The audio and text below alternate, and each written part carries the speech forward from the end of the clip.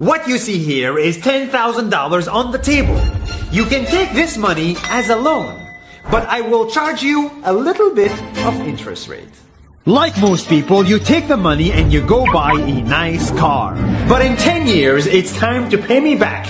And because of interest rates, now you owe me $20,000 and not 10. You will say, I don't have money to give you. And if you don't, I take your car and a piece of your house. This is how debt works. And after 3 years of traveling the world, I noticed that this is exactly what China is doing. For example, take the small island nation of Sri Lanka.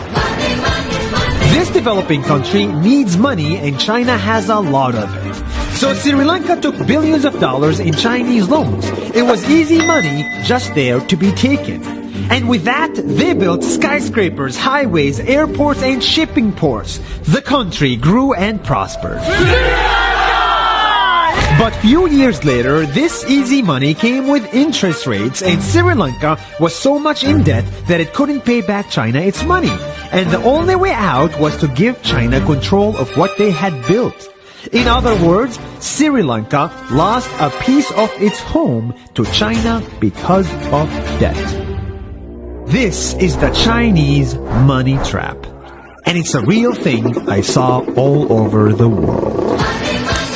In Papua New Guinea, I saw $2 billion in loans given by the Chinese to build skyscrapers, infrastructures, and ports. But there is no way this remote developing country can pay it back or its interest rate. And the only way out is to give China control of the country. In the Maldives, Pakistan, Malaysia, Laos, Kazakhstan, Mongolia, Egypt, Kenya, and South Africa, the same thing is happening, and many countries are struggling to pay back Chinese loans. If you look closely, all these infrastructure projects like highways, ports, and bridges connect to China through the sea or through the land to form something far bigger, far more powerful than just a bridge. A new Silk Road. The world is already made by China, and I think slowly it will be owned by China. Don't get me wrong, building bridges, ports, highways, and airports is a great thing for the people in the country, but they come at a very high cost. And when these countries can't pay back the loans, these countries will lose their homes. One thing my parents had taught me is that there's no such thing as a free lunch or a free ride.